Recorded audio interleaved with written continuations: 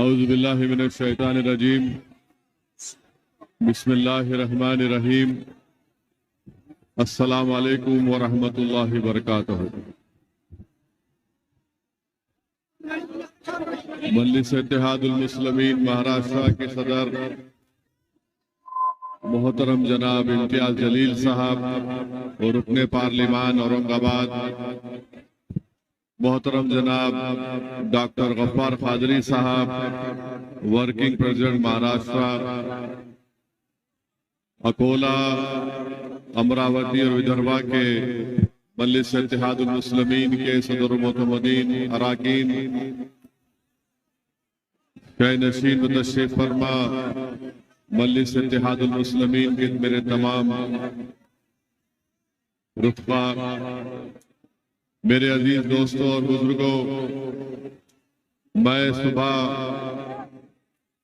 7:30 बजे से निकला हूं सिर्फ आपके जलसे में आने के लिए, और एक लंबा सफर तय करके अल्हम्दुलिल्लाह मैं यहां तक पहुंचा हूं।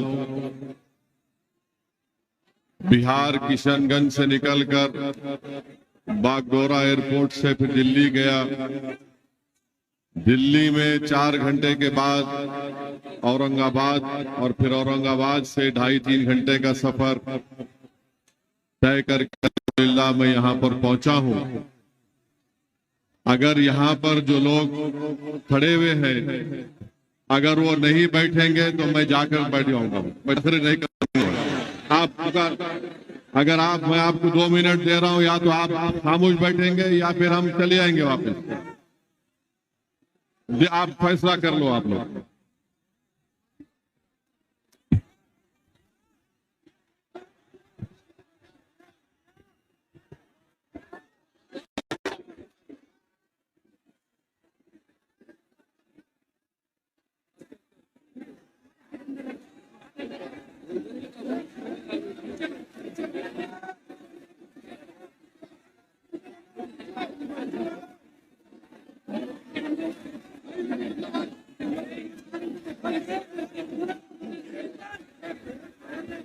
देखिए, जिस शख्स को एक एक मिनट के लिए, उनका एक एक मिनट कितना कीमती होता है, इतना कोसों दूर का सफर तय करने के बाद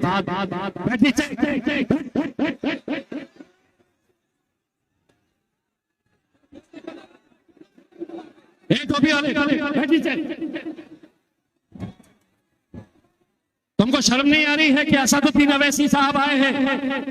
ये हुल्लड़बाजी देखने के लिए नहीं आए हैं हम लोग यहाँ पर। अगर नहीं चाहिए तो 2 मिनट के अंदर हम सब यहाँ से निकल जाएंगे। बकवास मत करिएगा, बैठिए नीचे।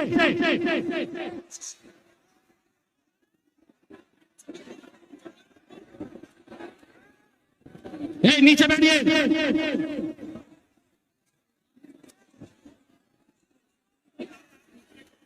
मेरे अजीज दोस्तों और बुजुर्गों, क्योंकि सिर्फ आधे घंटे का वक्त है, मैं ये चाहूंगा कि आप मेरी बात को सुने, समझें, और यहां से आप एक पैगाम और फिक्र लेकर उठें, ताकि आप तमाम लोग महाराष्ट्र में मजलिस इत्तेहादुल मुस्लिमीन को मजबूत करें। अजीजान मिल्लत, बुजुर्गान कौम और मिल्लत, मेरे गयूर नौजवान साथियों, मैं आपके सामने ये बताने आया हूं कि आज हमारे वतन अजीज के जो हालात हैं, वो बड़े ही नाजुक तरीन हालात से हमारा मुल्क गुजर रहा है। और मैंने पहले ही कहा था आप तमाम से कि एक अंधेरी रात है और ये रात बड़ी लंबी रहने वाली है। हम हमेशा इस बात को कह रहे थे कि भारत की सबसे बड़ी अक़लियत मुसलमान और दलित को मिलकर इस अंधेरी रात का खात्मा करना जरूरी है। मगर अफसोस इस बात का है कि असदुद्दीन ओवैसी के जलसों में लोग हजारों की तादाद में आते जरूर हैं, मगर जब अमल करने का वक्त आता है आप लोग पसोपेश का शिकार हो जाते हैं। मेरे अजीज दोस्तों, बुजुर्गों, मैं आपके सामने खुलकर कह रहा हूं, मैं आपको बता रहा हूं, मेरी इस बात को आप जहन नशीन कर लीजिए कि आज भारत में मैंने जो बात पार्लियामेंट में कही थी वो आज आपके सामने कहना चाहता हूं कि आज भारत में जो 17 करोड़ मुसलमान हैं, ये तमाम के तमाम जो मैंने पार्लियामेंट में कहा था, इधर आओ इधर आओ इधर आओ तुम इधर आओ इधर आओ तुम्हारे इधर आओ इधर आओ, ऊपर लो इनको, ऊपर लो, ऊपर लेके बिठाओ।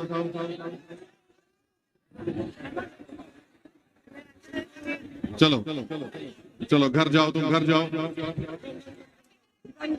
घर जाओ, पानी पिलाओ उनको।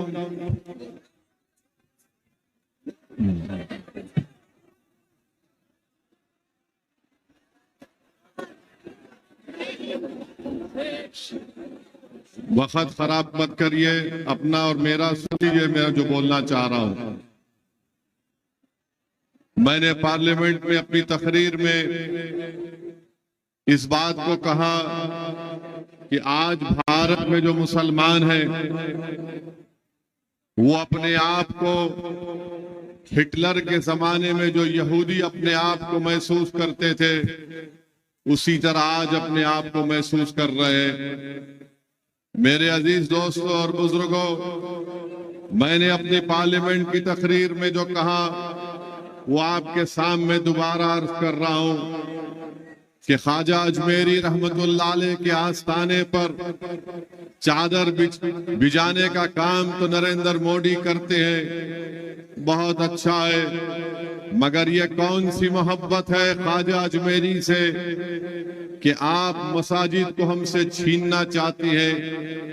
ये कौन सी मोहब्बत है कि आप दरगाह पर चादर तो बिछाएंगे मगर आप हमारे बच्चियों के सर से हिजाब को छीन लेंगे। ये कौन सी मोहब्बत है कि बिल्किस बानो को की अस्मत रेजी करने वालों को आप छोड़ देंगे। ये कौन सी मोहब्बत है कि आज मसाजिद को हमसे छीनने की पूरी कोशिश की जा रही है। दिल्ली दारुल हुकूमत है भारत का, वहां पर 500 साल की एक मस्जिद को बगैर किसी नोटिस के कानूनी कार्रवाई को नहीं देकर उस मस्जिद को शहीद कर दिया गया। 600 साल पुरानी मस्जिद को शहीद कर दिया गया और बाजू कब्रस्तान था, कब्रस्तान को भी शहीद कर दिए और कब्रस्तान को जब शहीद करे तो खबरों से कफन निकल कर नजर आ रहा था। हम पूछना चाहते हैं ये क्या करना चाहती है बीजेपी इस मुल्क में। मेरे अजीज दोस्तों और बुजुर्गों, ना सिर्फ ये बल्कि अगर आप देखेंगे जब से इस मुल्क के वजीर आजम नरेंद्र मोदी बने उन्हीं की हुकूमत का डेटा ये बताता है आदादोशुमार कि हायर एजुकेशन में 1,80,000 मुसलमान नहीं है। आला तालीम हायर एजुकेशन से मुसलमान 1,80,000 अपने आप को निकाल चुका है। आखिर इसकी वजह क्या है? आखिर क्यों नरेंद्र मोदी सबका साथ सबका विकास विश्वास की बात करते हैं और प्री मैट्रिक स्कॉलरशिप को 9वीं क्लास से शुरू करते हैं, जबकि सारी दुनिया जानती है कि मुसलमान का बच्चा और बेटी प्राइमरी एजुकेशन में 4वीं 5वीं जमात से ही उनका ड्रॉप आउट शुरू होता है। तो भारत के वजीर आजम 9th क्लास से प्री मैट्रिक स्कॉलरशिप को देते हैं। मौलाना आजाद फाउंडेशन को खत्म करके रख दिया, मदरसा मॉडर्नाइजेशन को खत्म करके रख दिया। मेरे अजीज दोस्तों और बुजुर्गों, आज हम देखते हैं कि हमको का ज्ञानवापी मस्जिद में क्या हो रहा है, और फिर बड़ी बेबाकी के साथ वजीर आजम और उनकी पार्टी कहती है कि 22 जनवरी इस मुल्क का तारीखी दिन था। मैं पार्लियामेंट में खड़े होकर कहा कि अगर 22 जनवरी तारीखी दिन था तो उस तारीखी दिन की बुनियाद 6 दिसंबर 92 को रखी गई। 22 जनवरी अगर तारीखी दिन था तो उसकी बुनियाद 1986 में ताले खोल कर रखी गई। 22 जनवरी अगर तारीखी दिन था तो जीबी पंत ने मस्जिद के अंदर जो मूर्तियां रखी गई उसको नहीं निकालकर 22 जनवरी को मुमकिन बनाया। 22 जनवरी मुमकिन इसलिए हुआ कि सुप्रीम कोर्ट ने आस्था की बुनियाद पर फैसला देकर पूरे मुल्क को एक पैगाम दे दिया कि आस्था बड़ी है और एविडेंस को कोई देखा नहीं जाएगा। मेरे अजीज दोस्तों और बुजुर्गों, मैं आपसे अपील कर रहा हूं, गुजारिश कर रहा हूं कि खुदा के लिए अपनी अपनी मस्जिदों को आबाद रखो। जब मैंने ये बात कही तो मुखालिफीन मजलिस ने मुझ पर इल्जाम लगाया और कहा कि मैं असदुद्दीन ओवैसी खौफ पैदा करना चाहता है। मैं खौफ नहीं पैदा कर रहा हूं, मैं बहैसियत एक मुसलमान मेरा दीनी फरीजा पूरा कर रहा हूं। बहैसियत एक भारत के शहरी के आपसे अपील कर रहा हूं कि भारत के संविधान में फ्रीडम ऑफ रिलीजन एक फंडामेंटल राइट है, डिग्निटी एक फंडामेंटल राइट है, और बीजेपी आरएसएस ये चाहती है कि हमसे हमारी डिग्निटी को छीन लिया जाए। मेरे अजीज दोस्तों और बुजुर्गों, आखिर कब आप लोग बेदार होंगे? क्या आप कयामत आएगी तो जब बेदार होंगे और अपने वोट का सही इस्तेमाल करेंगे? याद रखो भारत के मुसलमानों, मेरी इस बात को ज़हन नशीन कर लो कि बीजेपी को रोकने की जिम्मेदारी सिर्फ 17 करोड़ मुसलमानों की नहीं है। बीजेपी को रोकने की जिम्मेदारी हर समुदाय के जिम्मेदारों की है, मगर हम ये समझते हैं कि सिर्फ हमारी जिम्मेदारी है। अरे बताओ, आखिर कब तक आप इन्हीं सियासी हरकतों पर अमल करते रहेंगे? बताइए, भारत की पार्लियामेंट में कितने मुसलमान एमपी हैं? 17 करोड़ तुम्हारी आबादी है, 14% है। आप 5% आपके एमपी नहीं है, 5% भी आपके एमपी नहीं है। और आपसे कहा जाता है आकर कि जब अकोला में इलेक्शन होगा तो तुम सेकुलरिज्म को जिंदा रखना। सरदार, मैं उन दलालों से कह रहा हूं जो मुसलमानों की सफों में हैं। मैं उन चौधरियों से कह रहा हूं जो दिल्ली में बैठकर हमारे इत्तेहाद का सौदा करते हैं। अरे तुमको क्या अल्लाह का खौफ नहीं है? तुम कब तक मुसलमानों का ठेका लेकर नुकसान पहुंचाओगे? अरे बताओ तुम इन लोगों को कि आज मोदी अगर जीतता है तो मुसलमानों की वजह से नहीं, मोदी अगर जीतता है तो उसने अपने आप को एक बड़ा लीडर बना दिया, हिंदू हृदय सम्राट कहकर वो तमाम मेजॉरिटी कम्युनिटी को एक करने की कोशिश कर रहा है। अरे नरेंद्र मोदी ने भारत में, भारत की सियासत में मुसलमानों को मार्जिनलाइज करके रख दिया। आज भारत की सियासत में नक्शे में तुम कहीं पर नहीं हो। तुम अकोला की सरजमीन पे हजारों की तादाद में इस गुनाहगार और दीवाने की बात सुनने आए हो, मगर मेरे भाई बताओ, तुम्हारा भारत की सियासत में कहां है तुम्हारा निशान? बताओ। तुम अगर ये समझते हो कि असदुद्दीन ओवैसी और इम्तियाज जलील है, नहीं, भारत की पार्लियामेंट में, महाराष्ट्र की विधानसभा में एक असदुद्दीन और इम्तियाज जलील नहीं, बल्कि ऐसे 50-60 इम्तियाज जलील महाराष्ट्र और पार्लियामेंट में होना चाहिए। क्यों नहीं हो रहा है? क्योंकि तुम मुत्तहिद नहीं हो। तुम यहाँ जलसे में आ गए हो, तुम नारे लगा रहे हो, मगर जब वोट डालने की बात आती तो तुम्हारे दिमाग में एक चीज डाल दी गई है, सेकुलरिज्म सेकुलरिज्म। अरे जो संविधान में सेकुलरिज्म लिखा गया मैं उसको मानता हूं, तुम सियासी सेकुलरिज्म को मत मानो खुदा के लिए।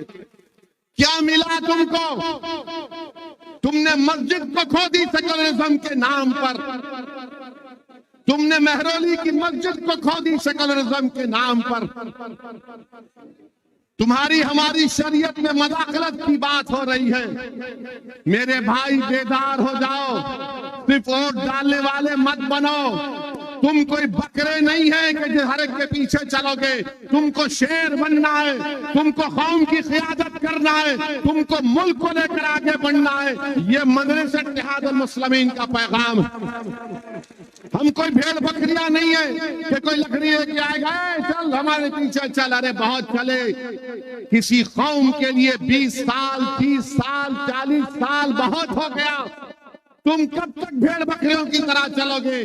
क्या तुम में एतमाद नहीं है? क्या तुम में कॉन्फिडेंस नहीं है? क्या तुम मुल्क की क़ियादत नहीं कर सकते? क्या तुम लीडर नहीं बन सकते? क्या तुम असदुद्दीन ओवैसी से बेहतर कायद नहीं बन सकते? तुम बन सकते, सिर्फ शर्त यह है कि तुम अपने आप में एतमाद पैदा करो। ताली मारने के लिए नहीं कह रहा हूं, ताली मारने के लिए नहीं कह रहा हूं। मैं चाहूंगा कि मेरी आंख बंद होने से पहले तुम लीडर बनो, तुम मुसलमानों के कायद बनो, तुम इस गरीब कौम के इंसाफ के लिए लड़ो। और अगर तुम सिर्फ वोट डालने वाले बनना चाहते तो कुछ नहीं होने वाला है, कुछ भी नहीं होने वाला है। एक मस्जिद चले गई, खुदा ना खास्ता कई मसाजिद चले जाएंगे। कल शरीयत में मदाखलत हो जाएगी। बच्चे थोड़े जेल में हैं, कल पूरे जेल में चले जाएंगे। बताओ मेरे भाई, अब आप क्या करने वाले हैं? आप क्या वोट डालेंगे या वोट लेंगे? बताओ मुझे, आप वोट लेंगे या वोट डालते रहेंगे? बताओ आप कितने लोग वोट लेना चाहते हैं? हाथ उठाओ। देखो, अल्लाह को गवाह रखकर हाथ उठाना।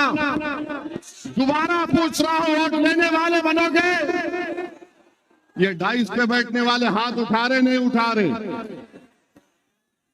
ये नियत कर लो, आप नियत कर लो, इंशाअल्लाह बोलो कि अल्लाह हम वोट लेंगे इंशाअल्लाह ताला। क्या महाराष्ट्र से आप इंशाअल्लाह ताला, महाराष्ट्र के आने वाले लोकसभा इलेक्शन में आप 3-4 मुस्लिम एमपी को कामयाब करेंगे? जोर से बोलो इंशाअल्लाह, जोर से बोलो। महाराष्ट्र से 4 मुस्लिम एमपी कामयाब करेंगे। मेरे भाई, किसके कामयाब करेंगे? किसके कामयाब करेंगे? किसके कामयाब करेंगे? आवाज नहीं आ रही, जोर से बोलो ताकि शिंदे को मालूम हो जाए, फडणवीस को मालूम हो जाए, शरद पवार को मालूम हो जाए, अमित शाह को मालूम हो जाए और मोदी को मालूम हो जाए कि महाराष्ट्र से मजलिस के 4 मुस्लिम एमपी कामयाब होंगे इंशाअल्लाह। ये चीज पैदा करो। ये सेल फोन लाइटर लगाना नहीं है अभी। दिमाग में बत्ती जलाओ, दिमाग को खोलो, सीने को चौड़ा करो। डर डर कर, घुट घुट कर जिंदगी मत गुजारो, शेरों की तरह जिंदगी गुजारो। ये जिंदगी चंद दिनों की है, गुलामी करने के लिए नहीं है। क्या तुम नहीं देख रहे मेरे भाई कि अशोक राव जो मुझे गाली देते थे, उनके चमचे जो मुझे गाली देते थे, आज मोदी के पैरों के पास बैठकर गपागप चाय पी रहे हैं। कल तक बी टीम बोलने वाले आज खुद मोदी के पास जाकर राज्यसभा की मेंबरशिप अशोक राव ले रहे हैं। मैं पूछना चाहता हूं, जो मुझ पर इल्जाम लगाते थे बी टीम का, अरे असली टीम तो तुम हो आरएसएस की। क्योंकि मैं सच्चाई को बयान कर रहा था तो तुमने मुझ पर इल्जाम लगाया। अब एक और मध्य प्रदेश का एक चीफ मिनिस्टर कमलनाथ, जिसको कहा गया कि इंदिरा गांधी का तीसरा बेटा, ये मैं नहीं कह रहा, उनका लीडर बोला, वो भी मुझे गाली देता था। अब सुना है कि वो भी जाने वाले हैं बीजेपी में। आप बताओ फिर कौन बी टीम है, कौन बी टीम है मेरे भाई? अजीत पवार के चमचे हम पर उंगलियां उठाते थे। असदुद्दीन ओवैसी आएगा तो खुला कर देगा। मैं बोलता था याद रखो अल्लाह इनके चेहरों को दिखाएगा। अब अजीत पवार किधर बैठे हैं? अजीत पवार उधर बैठ गए जाकर, और अजीत पवार बोल रहे कि मैं अपनी घरवाली को अपनी बहन के खिलाफ लड़ाऊंगा। अब आप बताओ ये क्या मामला हो रहा है महाराष्ट्र में? मेरे भाई, कांग्रेस के कई लोग बीजेपी में भाग रहे हैं। एक उनका बंबई का लीडर, है, बड़ा नमूना है।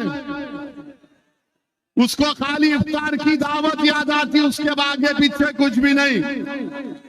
हैदराबाद को आया तो हैदराबाद में आकर बोलता था तेलंगाना के इलेक्शन में असदुद्दीन ओवैसी के हल्के में जलसा कराओ, मैं आऊंगा। मंजलिस के खिलाफ करो, मंजलिस को रोको। अरे बेशरम, 1.5 महीने में तू चला गया बीजेपी के साथ। कहां गया तुम्हारा वो ईमान और खीरत की बातें करने वाले? वो चले गए। अब वहां पर बैठकर हमको, वो यहाँ थे पुरानी पार्टी में असदुद्दीन ओवैसी, इम्तियाज जलील बी टीम। मेरे भाई याद रखो, हमेशा नुकसान हमको मुसलमानों से पहुंचा। टीपू सुल्तान को शहीद करने वाले, गद्दारी करने वाले कौन? मुसलमान। सिराजुद्दौला को धोखा देने वाले कौन? मुसलमान। करबला के मैदान में इमाम हुसैन को शहीद करने वाले कौन? मुसलमान। करबला के मैदान में आले रसूल पर पानी बंद करने वाले कौन? मुसलमान। इमाम हुसैन के साथ नमाज साथ पढ़ते और नमाज के बाद तलवार उठाते। मेरे भाई याद रखो, अपने सफों में जो मुनाफिकीन छुपे हुए उनको पहचानो। आपके हमारे सफों में जो मोदी, अमित शाह और ये तमाम पार्टियों के लोग छुपे हुए नास्तीन के सांप को पहचानो। इनको तुम पहचान लो, कामयाबी तुम्हारे कदम को चूम लेगी। तुम पहचानो तुम्हारी सफा में कौन तुम्हारा दोस्त है, कौन तुम्हारा दुश्मन है। पार्लियामेंट में हमने एक मुस्लिम एमपी है, किसी और पार्टी के नाम नहीं लूंगा। पार्लियामेंट में बहस हो रही थी, मुझे फोन किए ओवैसी साहब आज आप पार्लियामेंट जा रहे? मैंने कहा जाऊंगा, आखिरी दिन है। बोले वो डिबेट हो रही उसके ऊपर, मैं आपकी तकरीर सुनूंगा। मैंने आप भी आओ, आकर बैठो। बोले नहीं हमारी पार्टी बोली नहीं जाना। और जब मैंने पार्लियामेंट में ये जितने कांग्रेस के, राष्ट्रवादी के, ये जितने सेक्युलर लोग हैं, इनसे एक ही सवाल करना आइंदा जब आएंगे आपके पास, इनसे एक ही बात पूछो, क्या तुम अपनी जबान से बाबरी मस्जिद बोल सकते? नहीं बोल सकते? पूछो इन लोगों से, पूछो इन लोगों से। हम जब पार्लियामेंट में खड़े होकर बोले हमारा ईमान क्या है मुसलमानों का, एक जगह जिस जगह मस्जिद बन गई, मस्जिद है, रहेगी, और जब क़यामत आएगी तो अल्लाह पहले दुनिया के मसाजिद को उठा लेगा, उसके बाद दुनिया का खात्मा होगा। कैसे खात्मा होगा? मसाजिद उठाई जाएंगी, आसमान को चादर की तरह अल्लाह पलट देगा, समंदरों से आग निकलेगी, 6 महीने का बच्चा उसके सर के बाल सफेद हो जाएंगे। ये क़यामत के आसारात हैं। आपसे कह रहा हूं, हमने बाबरी मस्जिद जिंदाबाद का नारा लगाया, अमित शाह के सामने नारा लगाया, बाबरी मस्जिद जिंदा है और रहेगी इंशाअल्लाह ताला। ये नहीं बोल सकेंगे। अब ये बात क्या बोलेंगे सेकुलर पार्टी गठबंधन के लोग, महाविकास के, ये भड़काऊ भाषण देता है। अरे भड़काऊ भाषण नहीं दे रहा हूं। क्या तुम्हारे दिलों में जो जज्बात छुपे हुए मैं उसको बयान कर रहा हूं या नहीं कर रहा हूं? बताओ मुझे। क्या तुम्हारे दिलों में बाबरी मस्जिद है या नहीं है? बताओ मुझे।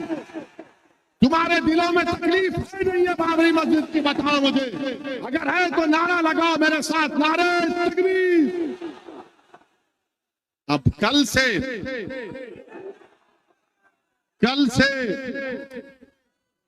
से ये तमाम तोते मैना शुरू हो जाएंगे।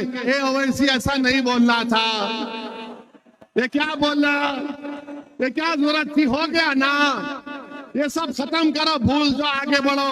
अरे तू अपने बाप को, अपनी अम्मा को नहीं भूल सकता तो मैं अपनी मस्जिद को भूलूंगा? भूल जाना है, खत्म कर। क्या कितना 30 साल हो गया? अरे 30 साल नहीं। यहूदी क्या करते? हिटलर ने 6 मिलियन 60 लाख यहूदियों को कत्ल किया। कब किया? 1930 में। हम 2024 में आ गए। हर साल यहूदी जू हॉलोकॉस्ट को याद रखते हैं, तो भारत के मुसलमानों को भी 6 दिसंबर को याद रखना पड़ेगा।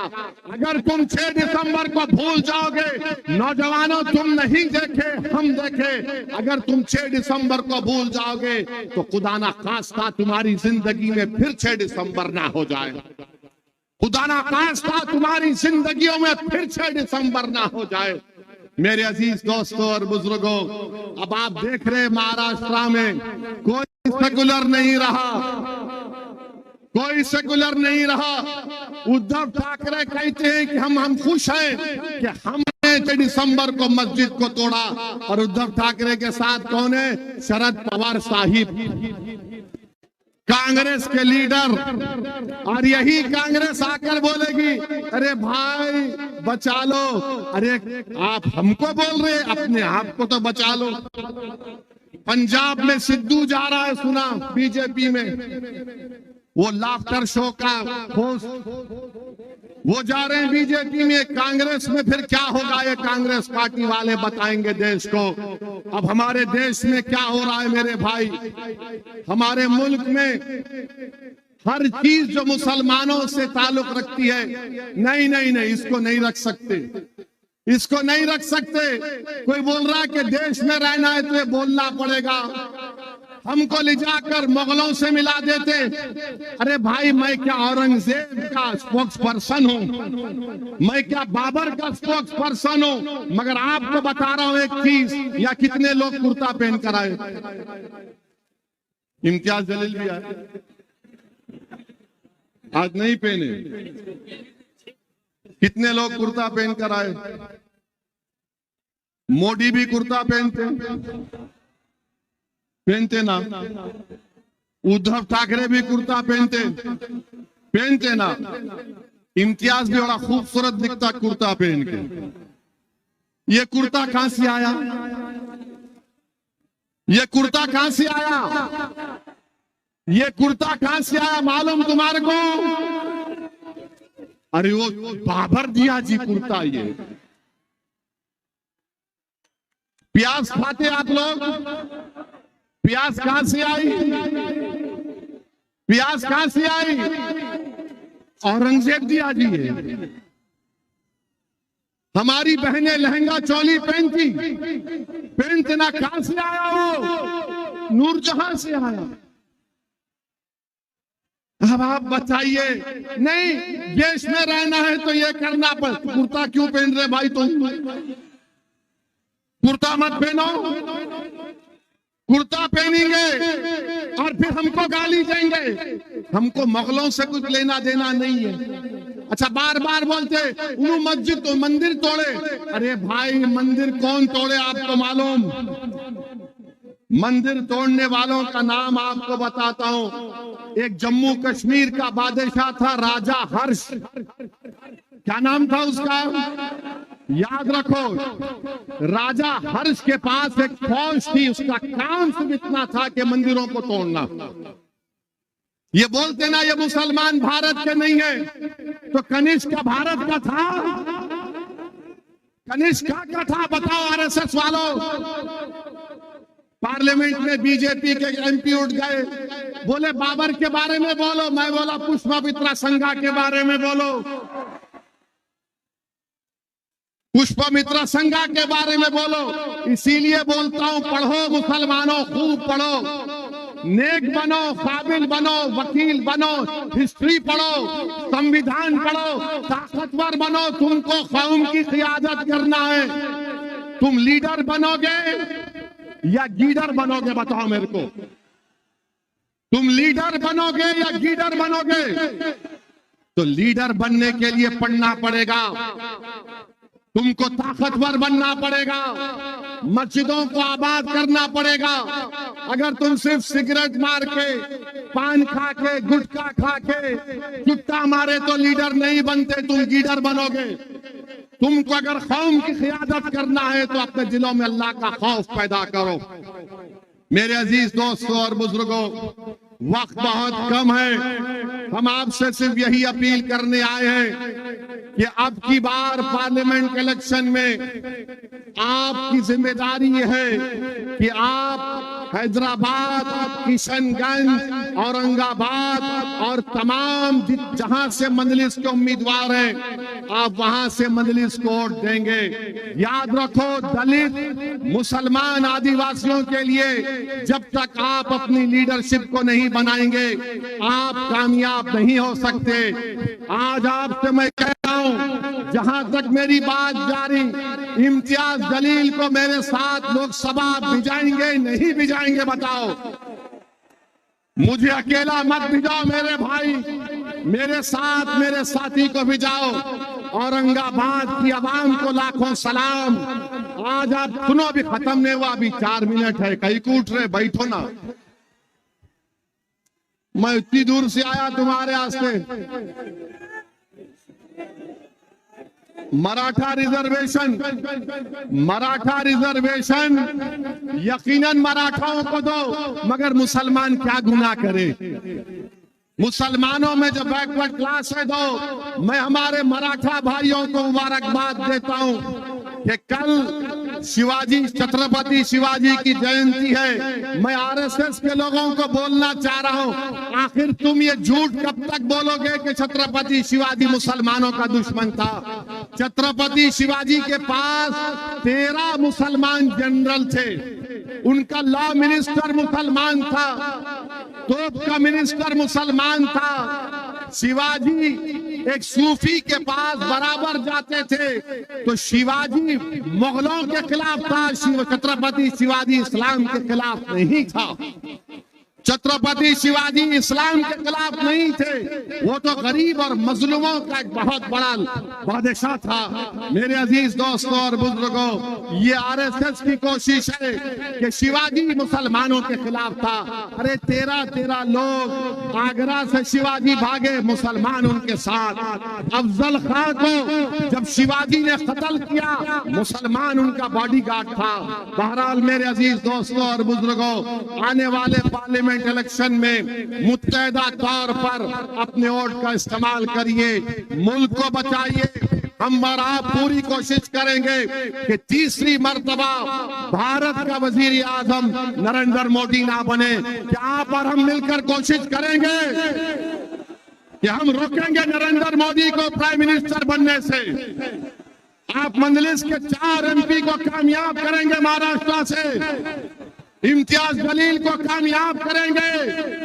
जोर से बोलो, इम्तियाज जलील जिंदाबाद, इम्तियाज जलील जिंदाबाद, मजलिस इत्तेहादुल मुस्लिमीन जिंदाबाद, हमारा इत्तेहाद जिंदाबाद, जोर से हमारा इत्तेहाद जिंदाबाद। हमारा इतिहास जिंदाबाद। मुट्ठी बनाकर बोलो नारे तकबीर, नारे तकबीर। बहुत बहुत शुक्रिया। अस्सलाम वालेकुम।